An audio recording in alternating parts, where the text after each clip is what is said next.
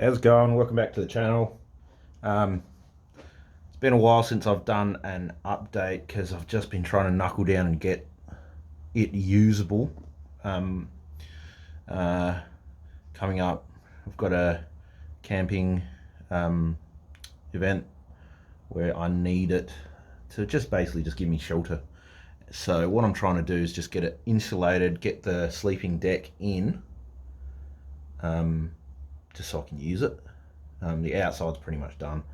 I'll show you the front storage box in one of the other videos, not this one. So just look for the drawbar storage box videos and you'll see how that's going.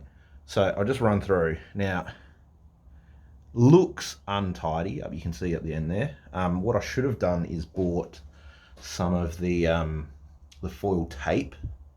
Instead, best that I had was bit of gaffer tape, black gaffer tape, so it sort of stands out a bit, but does the job. Now, this foil board, so it's 25mm foil board. It's just styrofoam with a thin layer of aluminium foil on both sides of it. And I mean, it's used for housing, or used for house walls, so good enough for me.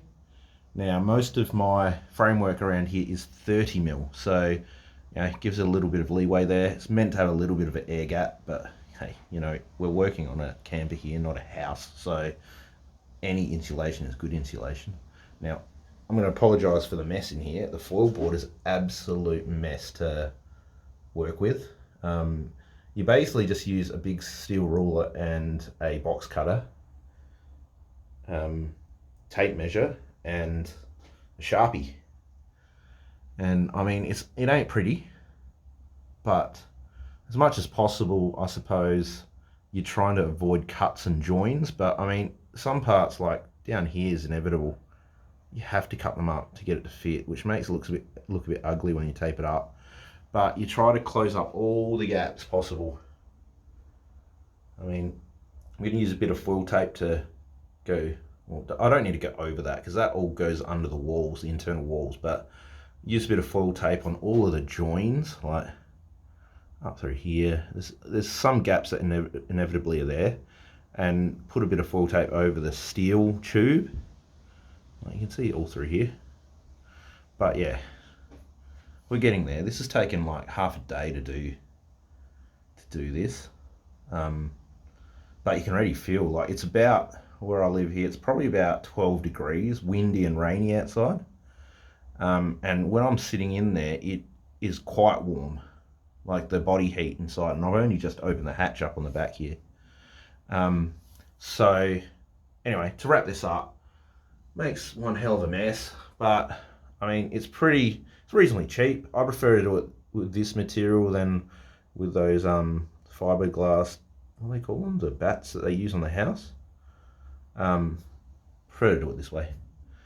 And then what's going to happen to the floor here, for those of you not up to speed, just have a look at my other videos in regards to the sleeping deck.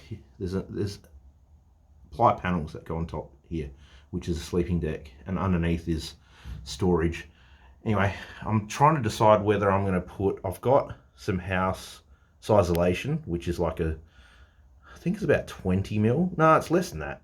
12mm, I remember. It's what my father-in-law just had a big shed built out in their yard there that they're converting to a bit of a granny flat house, and it had a lot of leftover isolation, which is basically the foil stuff as well, but with like a foam, like a closed cell foam, and it's about 12mm thick. Now I'm trying to, because I need to insulate underneath. Now this is the front board here that goes across in that big rectangle at the front there. Now I either put that insulation on here, on the bottom side of it, see there's carpet on the other side. I either put it on this side, or I just lay it down on the actual steel floor. Now the steel floor underneath actually gives us an air gap underneath the sleeping deck. So I don't know, I'm no expert on this, so if anyone wants to chime in and let me know what they think, I would prefer to probably put it on the steel floor. Problem with that is, if we get a bit of water ingress, I don't know, say if, you know, probably unlikely, but if I take it somewhere that's deep enough that water comes in, and it's likely to come in, might get soaked.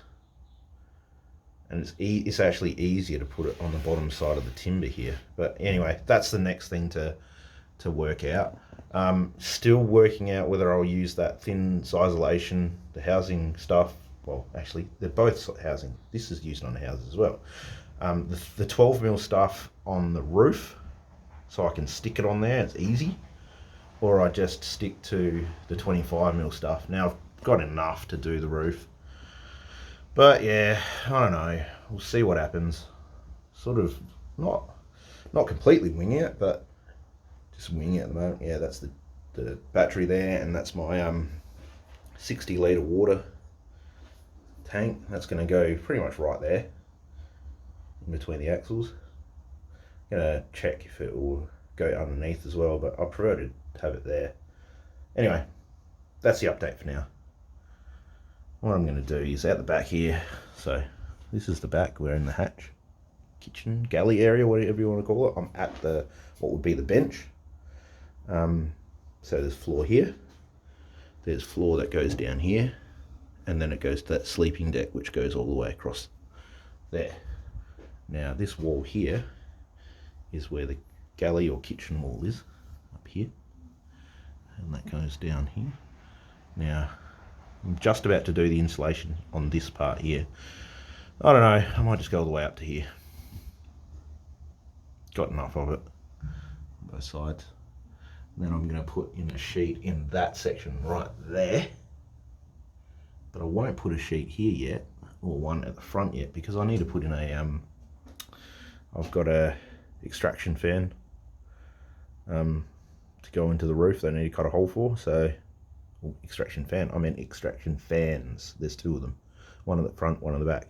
Anyway, that's where we're at. Phone makes it one hell of a mess. We're nearing a completed job. It's just getting the time to do it. So yeah, if you've got any questions, if you are curious about why I'm doing things certain ways, or how I do something, or if you're making your own and you want some advice, or if you'd like to give me advice, just put it down in the comments, like just down. And while you're just right here, please like this video if it's handy, and it should be over this side of the screen to the bottom right. Subscribe to the channel. You help me out, and will encourage me to make more vids and improve them. So yeah, like, subscribe, comment, watch my other stuff. It's at the channel, if you don't know, is GT Garage, and I'm making a off-road camper. Bye for now.